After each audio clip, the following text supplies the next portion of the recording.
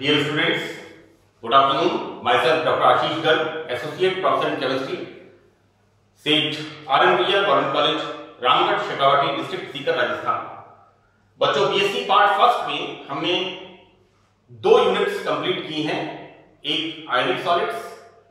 आयनिक solids में हमने आयनिक bonds के अलावा hydrogen bonds, van der Waals forces, metallic bonds का अध्ययन किया है।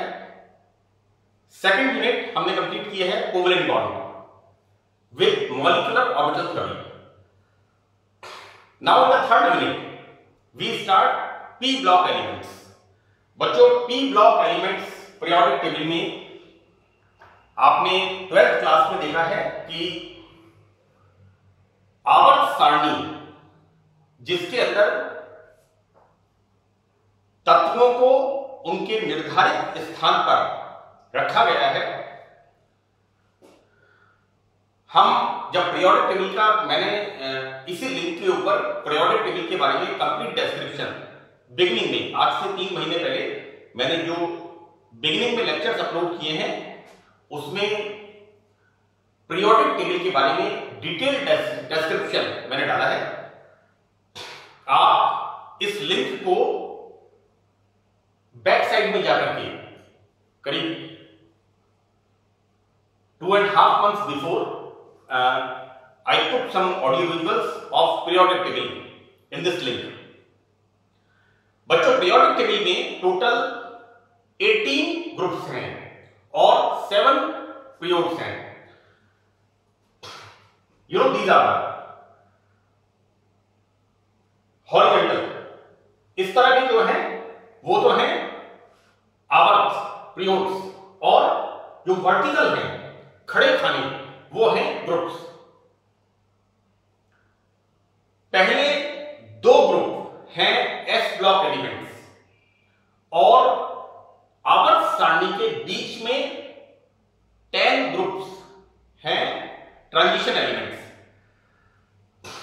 10 ग्रुप के बाद नंबर 13 से 18 तक ये है बच्चों p block elements. 13, 14, 15, 16, 17, 18 total 6 groups after transition elements. 12 आवर्त के बाद 13 से लेके 18 तक ये बच्चों हैं पी ब्लॉक एलिमेंट्स। कॉमनली हम क्या कहते हैं कि वे तत्व जिनमें इलेक्ट्रॉन्स पी कक्षकों में जाते हैं उन्हें पी ब्लॉक का एलिमेंट कहते हैं। मैं इस सत्र में जो पी ब्लॉक एलिमेंट्स का मेन पार्ट है जिसमें से आपके क्वेश्चंस वगैरह आते हैं उनका मैं यहां पर पहले YouTube लिंक पर पहले मैं उनको अपलोड करूंगा। यहां पर बच्चों 13 ग्रुप जो ओल्ड पीरियोडिक टेबल में 3rd A ग्रुप के नाम से जाना जाता था, but in the new periodic table this is the 13th group, right. बच्चों, 13 ग्रुप में boron, aluminium, gallium, indium and TL. This is thallium, no thallium is TH, this is tellurium, TL, PBL, POTR है। ये बच्चों elements इसके अंदर है boron, aluminium, gallium, indium and tellurium. These are 5 elements in this 13th group. Boron, aluminium, right, these are 5 elements in this। क्योंकि 7th वाले के अंदर सुपर हेवी एलिमेंट्स है ना। 7th में बच्चों सुपर हेवी एलिमेंट्स हैं। Now we see the some important compound of P block है ना, पी ब्लॉक एलिमेंट्स। तो बच्चों इसके अंदर हमने लिया है सबसे पहले बोरोन। तो बोरेन जो है is the 13 group element, right, और इसको बच्चों कहते हैं इलेक्ट्रॉन डेफिशिएंट कंपाउंड।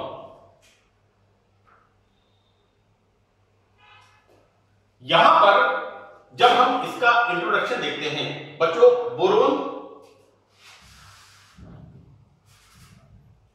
बोरोन का एटॉमिक नंबर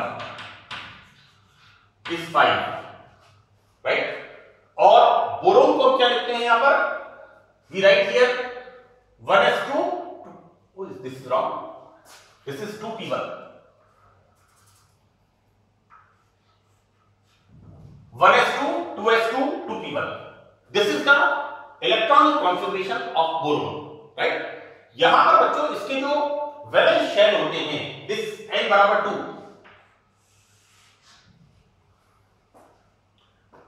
इसमें 3 इलेक्ट्रॉन होते हैं और बोरोन 3 एलिमेंट्स के साथ, एटम्स के साथ जब कोवेलेंट बॉन्ड बनाता है तो बोरोन के अंदर ऑक्टेट कंप्लीट नहीं होता और बोरोन के अंदर वैलेंस शेल में 6 इलेक्ट्रॉन्स होते हैं, राइट?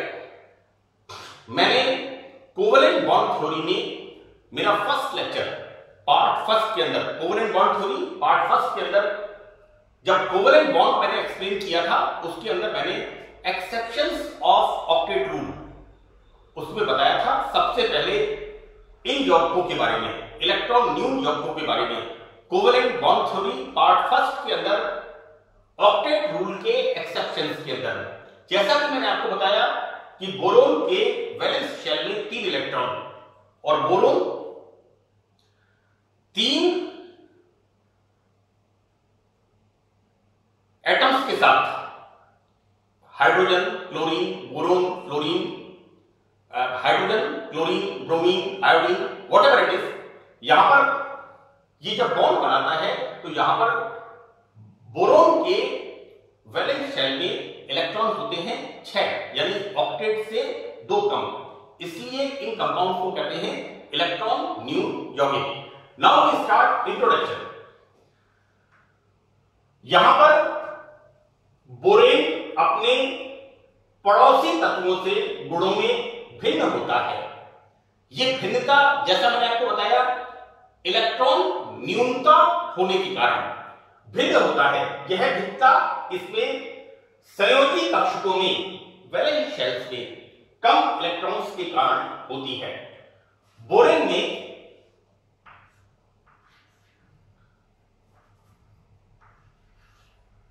बोरेन में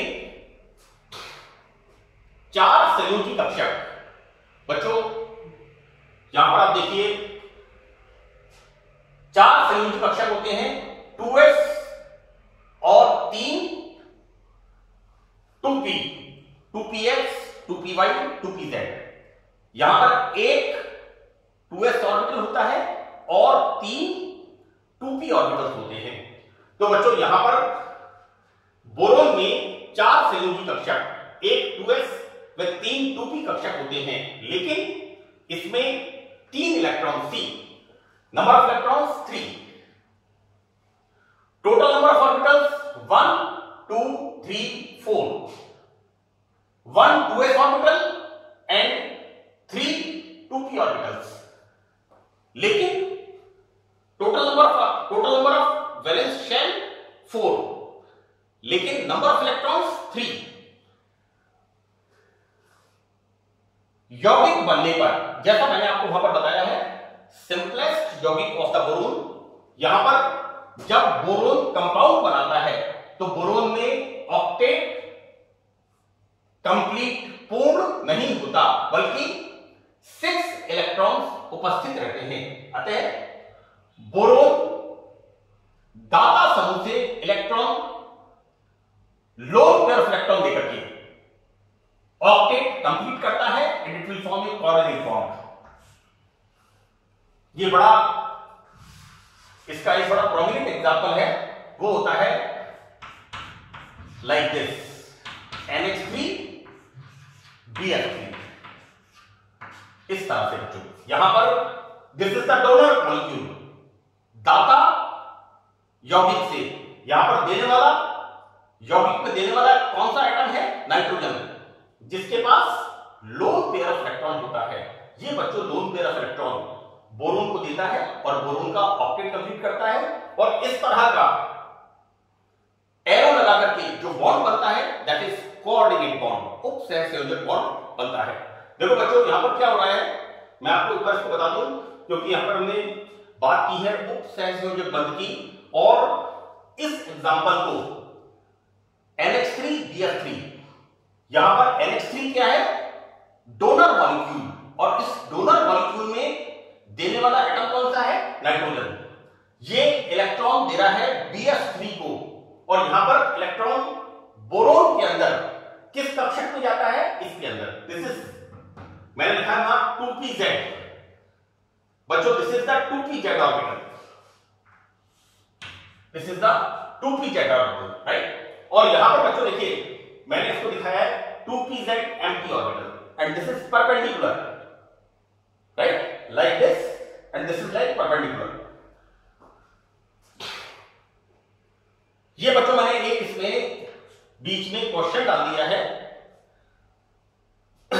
वैसे अगर आप चाहें इसको आप डिलीट करके ये मैटर कंटिन्यू हो जाएगा, लेकिन फिर भी मैंने आपकी प्रिपरेशन के लिए यहां पर एक क्वेश्चन डाला है कि बोरोन केवल कोवेलेंट बॉन्ड बनाता है, आयनिक बॉन्ड नहीं बनाता। Why? This is the question, right. ये सवाल अक्सर एग्जाम के अंदर पूछते हैं, आप पिछले क्वेश्चन पेपर आप देखिएगा। बच्चों यहां पर हम क्या देखते हैं, एक मिनट के लिए मैं एक चीज और क्लियर कर दूं कि मैंने आपको बताया कि बोरोन में ऑक्टेट कंप्लीट नहीं होता, और बोरोन क्या बनाता है? Coordinate bonds, right. इस मैटर के कंटिन्यूएशन के अंदर यहां से स्टार्ट होना है कि किसी तत्व द्वारा, मैंने आपको आयनिक बॉन्ड पढ़ाया है, और आयनिक बॉन्ड में मैंने आपको 5 तरह की एनर्जीज, सोडियम क्लोराइड का मैंने एग्जांपल दिया था आयनिक बॉन्ड के फर्स्ट लेक्चर में, कि सोडियम क्लोराइड से, सोडियम और क्लोरीन से हम किस प्रकार सोडियम क्लोराइड का निर्माण करते हैं।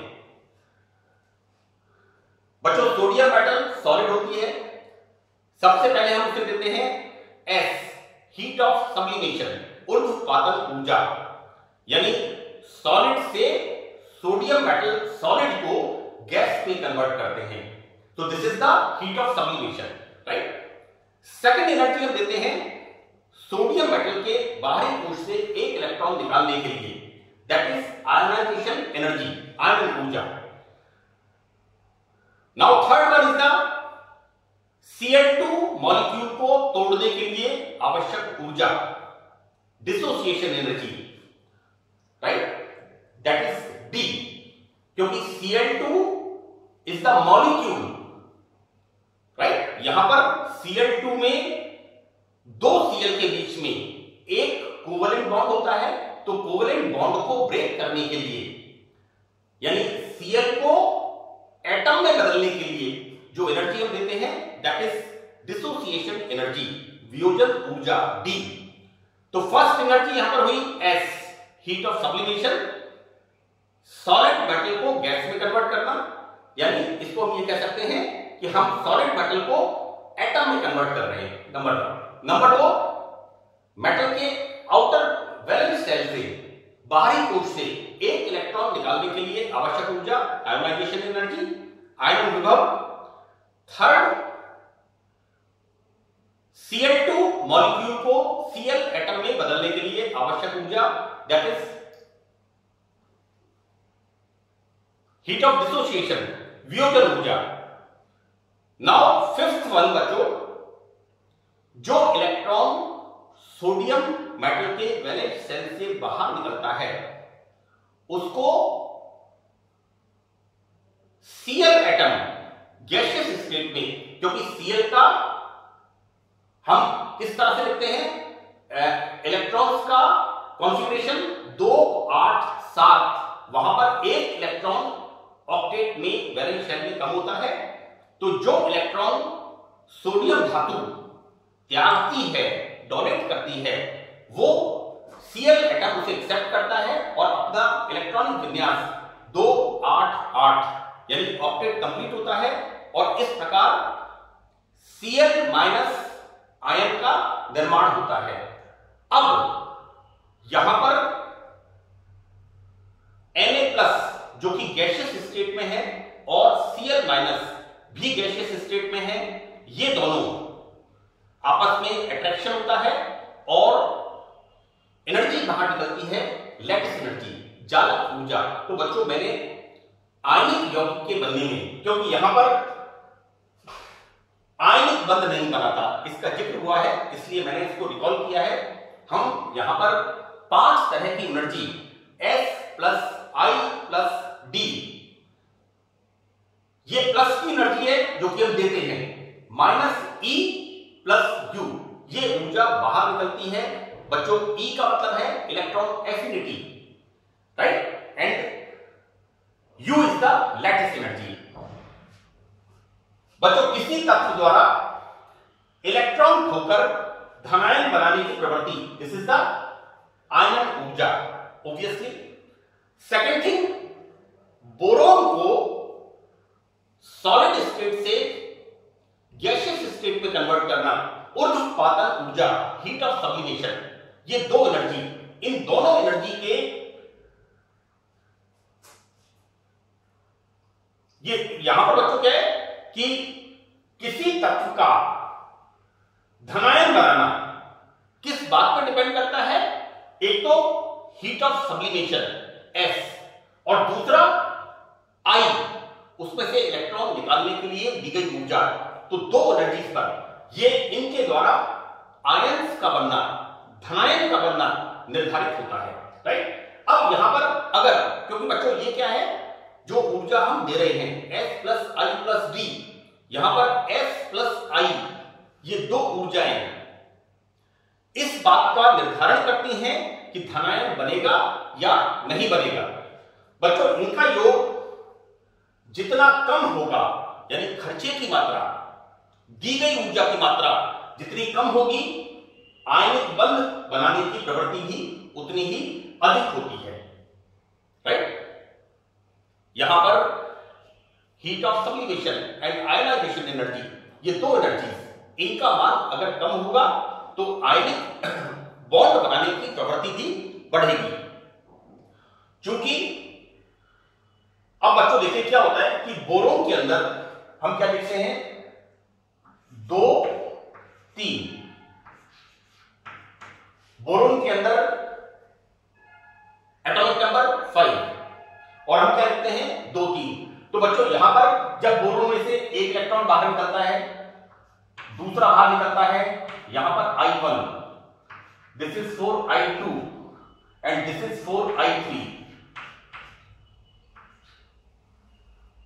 एक इलेक्ट्रॉन निकालने के लिए आवश्यक ऊर्जा I1, first ionization. Second electron निकालने के लिए आवश्यक ऊर्जा, दिस इज I2, आयनिक ऊर्जा सेकेंड। तीसरा इलेक्ट्रॉन, राइट। यहां पर बच्चों क्या होता है कि जब यहां पर 2 इलेक्ट्रॉन निकल चुके हैं तो बोरोन की थर्ड आयनाइजेशन एनर्जी व एटमाइजेशन एनर्जी, बट बच्चों एटमाइजेशन एनर्जी का मतलब है हीट ऑफ सब्लिमेशन, ऊर्ध्वपातन ऊर्जा, इतनी अधिक होती है कि इस आयन का B3+ आयन का निर्माण संभव नहीं होता, यानी B3+ आयन नहीं बनता। तो बड़ा स्पष्ट इसमें लिखा हुआ है कि बोरोन की third ionization energy and heat of sublimation का मान इतना ज्यादा होता है कि यहां पर बोरोन 3+ आयन नहीं बनता है, राइट। अब देखो बच्चों, बोरोन की विद्युत ऋणता, this is the electronegativity, ये कितनी है 2.0 इलेक्ट्रॉन वोल्ट। अतः इसमें सहसंयोजक बंध बनाने की स्वाभाविक प्रवृत्ति होती है। बच्चों यहां पर इलेक्ट्रॉन नेगेटिविटी का मान बहुत कम होता है, और कॉमनली वे तत्व जिनकी इलेक्ट्रॉन नेगेटिविटी 1.8 से लेकर के 2.5 तक होती है, वो कॉमनली कोवेलेंट बॉन्ड बनाते हैं, राइट। तो यहां पर मैंने बिल्कुल स्पष्ट लिखा है कि इसका एक नेचुरल नेचर होता है, एक स्वभाव होता है कि चूंकि इसकी विद्युत ऋणता 2.0 इलेक्ट्रॉन वोल्ट है, अतः इसमें बोरोन में कोवेलेंट बॉन्ड बनाने की एक स्वाभाविक प्रवृत्ति होती है। बच्चों बोरोन की ग्राउंड स्टेट में एक अनपेयर्ड इलेक्ट्रॉन होता है, see this is the ground state. यहां पर क्या देखते हैं, what you see 1s2 2s2 2p1। जैसा मैंने आपको बताया है संकरण के अंदर हाइब्रिडाइजेशन में कि संकरण में वैलेंस शेल के इलेक्ट्रॉन्स संयोजकता कोश जो होते हैं वो ही पार्टिसिपेट करते हैं। बच्चों यहां पर इलेक्ट्रॉन्स संकरण में पार्टिसिपेट नहीं करते। मैंने संकरण के जो नियम बताए थे उसमें बताया था कि संकरण में कक्षक भाग लेते हैं ना कि इलेक्ट्रॉन्स, राइट। तो यहां पर बच्चों बोरेन की ग्राउंड स्टेट में निम्नतम अवस्था में एक अनपेयर्ड इलेक्ट्रॉन होता है, जबकि बोरोन किस स्टेट में मिलता है? B3 plus, BH3, BCl3, BF3, right. Boron त्रिसंयोजकीय ट्राइवैलेंट स्टेट में पाया जाता है। इसे हम निम्न प्रकार समझाते हैं। मैं यहां पर आपको बता रहा हूं बच्चों कि इसका मतलब यहां पर यह है कि बोरोन के अंदर एक अनपेयर्ड इलेक्ट्रॉन होता है, लेकिन बोरोन ट्राइवैलेंट स्टेट में त्रिसंयोजकीय अवस्था में पाया जाता है। तो अब हम इसको किस तरह से एक्सप्लेन करेंगे कि बोरोन एटम को sp2 संकरित अवस्था में लाने के लिए यहां पर sp2 संकरित अवस्था से मतलब है कि 2s का एक इलेक्ट्रॉन 2p कक्षकों में जाता है। सी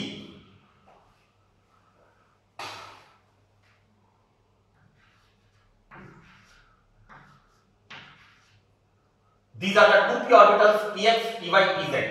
तो बच्चों यहां पर बोरेन में एक इलेक्ट्रॉन 2s से इस कक्षक में जाता है, राइट। तो यहां पर 2s के एक इलेक्ट्रॉन के 2p कक्षक में जाने के लिए दी गई ऊर्जा और यहां पर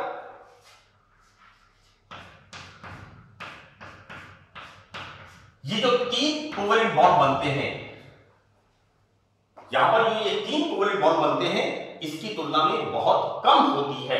बच्चों यहां पर बोरेन एटम को sp2 संकरित अवस्था में लाने के लिए दी गई ऊर्जा 3 bx बॉन्ड बनने से प्राप्त ऊर्जा से काफी कम होती है। यानी यहां पर ये जो बॉन्ड्स फॉर्मेशन होते हैं, ये बच्चों x का मतलब हेलोजन नहीं है, x का मतलब कोई भी एटम हो सकता है जो कि बोरोन के साथ BH3 प्रकार के यौगिक बनाता है ना। तो इस प्रकार BH3 एक स्थायी यौगिक है, अतः बोरेन सहसंयोजक यौगिक बनाता है। आपको ये क्वेश्चन आपसे पूछा जाएगा बच्चों कि बोरेन कोवेलेंट बॉन्ड बनाता है, आयनिक बॉन्ड्स नहीं बनाता। तो आयनिक बॉन्ड्स क्यों नहीं बनाता है? क्योंकि बोरोन की एटमाइजेशन एनर्जी, दैट इज परमाणुकरण ऊर्जा, heat of sublimation is very high, number 1। Number 3, boron में से 3 इलेक्ट्रॉन निकालने के लिए, यानी थर्ड आयनन विभव, बोरोन का थर्ड आयनन विभव, आयनाइजेशन पोटेंशियल, इसका मान भी बहुत ज्यादा होता है। इसलिए बोरोन के अंदर आयनिक बॉन्ड फॉर्म नहीं होता। और हम इस प्रकार से बोरेन के अंदर सहसंयोजक बंध को समझाते हैं। तो बच्चों यहां पर बोरेन की ground state, this is the ground state of the borane, that is 2s2 and 2p1। Borane जब sp2 संकरण करता है, then this is the excited state। एक 2s इलेक्ट्रॉन 2p में जाता है और इस प्रकार से यहां पर sp2 संकरण होता है, हाइब्रिडाइजेशन। बच्चों ये एक प्रेजेंटेशन पार्ट है कि किस तरह से s कक्षक और p कक्षक, यहां पर बच्चों एक s ऑर्बिटल और 2 p ऑर्बिटल, मैं संकरण अच्छी तरह से हाइब्रिडाइजेशन पढ़ा चुका हूं आपको।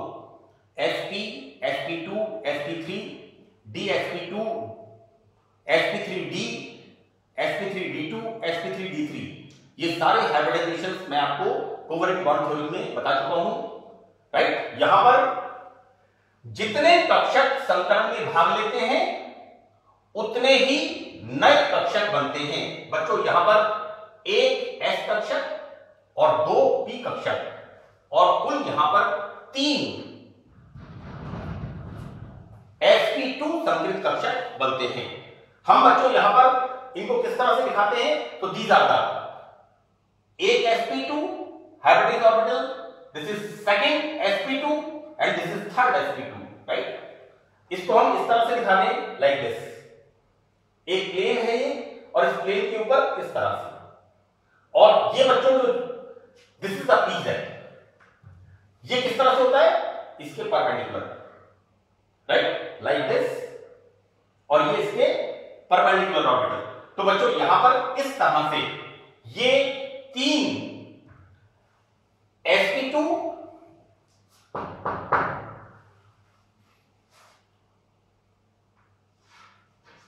ये बच्चों 3 sp2 हाइब्रिडाइज्ड ऑर्बिटल यहां पर अरेंज होते हैं और इसके परपेंडिकुलर ये खाली कक्षक ये बोरोन के इलेक्ट्रॉन ग्राही व्यवहार के लिए रेस्पॉन्सिबल होता है, right? Boron is a electron acceptor, तो ये बोरोन के इलेक्ट्रॉन ग्राही आचरण के लिए रेस्पॉन्सिबल होता है। ये बच्चों मैंने यहां पर दिस इज द हाइड्रोजन, यहां पर ये 1 2 3 हाइड्रोजन है और इस तरह से यहां पर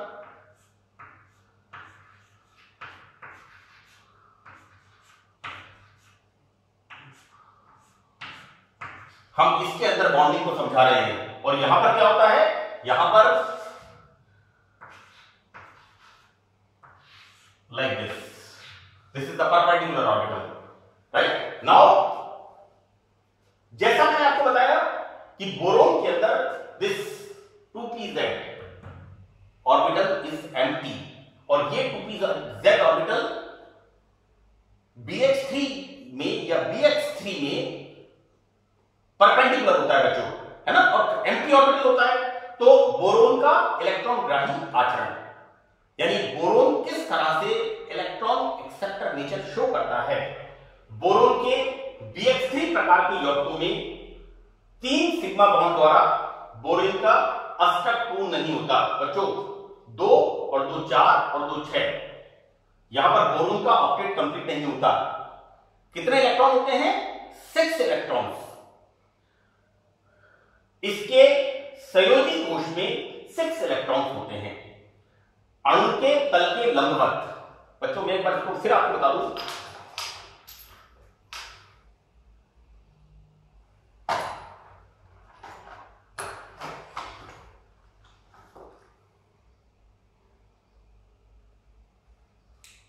like this is the structure, exactly this is the structure। ये बच्चों this is the plane, एक सिग्मा बॉन्ड हाइड्रोजन के साथ, दूसरा सिग्मा बॉन्ड हाइड्रोजन के साथ बच्चों 1, this is the second one sigma bond and this is the third one and this is perpendicular। ये जो perpendicular orbital होता है like this orbital pz, empty pz orbital is responsible for electron accepting nature of BH3 or BH3 compounds, right? तो बच्चों यहां पर इस बंधन के लिए उपयुक्त रिक्त pz कक्षक का होना ही BH3 प्रकार के यौगिकों में इलेक्ट्रॉन ग्रहण करने की प्रवृत्ति को प्रबल करता है। इस प्रकार बोरेन के यौगिक प्रबल लुईस अम्ल की तरह व्यवहार करते हैं। बच्चों लुईस एसिड्स में जो इलेक्ट्रॉन लेते हैं वो है लुईस एसिड्स और जो इलेक्ट्रॉन देते हैं बच्चों this is the Lewis base. आप देखिएगा लुईस कंसेप्ट 12th क्लास में आपने पढ़ा है। ये लेते हैं, these are the Lewis acids, these are the Lewis bases, है ना। We are taking in Friedel-Crafts alkylation and acylation। Friedel-Crafts reactions में इनको हम यूज करते हैं AlCl3। तो बच्चों यहां पर लुईस अम्ल की तरह व्यवहार करते हैं एवं अपने रिक्त pz कक्षकों द्वारा इलेक्ट्रॉन ग्रहण करने का प्रयत्न करने लगते हैं। बच्चों, boron in empty pz orbitals में युग्म इलेक्ट्रॉन किसी अन्य यौगिक के परमाणु से लेकर के अपना ऑक्टेट कंप्लीट करता है और इसको हम कहते हैं यहां पर ये arrow, this is the coordinate bond, right. अब बच्चों नेक्स्ट, किस तरह से इसके अंदर इलेक्ट्रॉन एक्सेप्टिंग नेचर को हम शो करेंगे, तो will study in the second part of this p block elements, right? So that's all of this lecture. Thank you.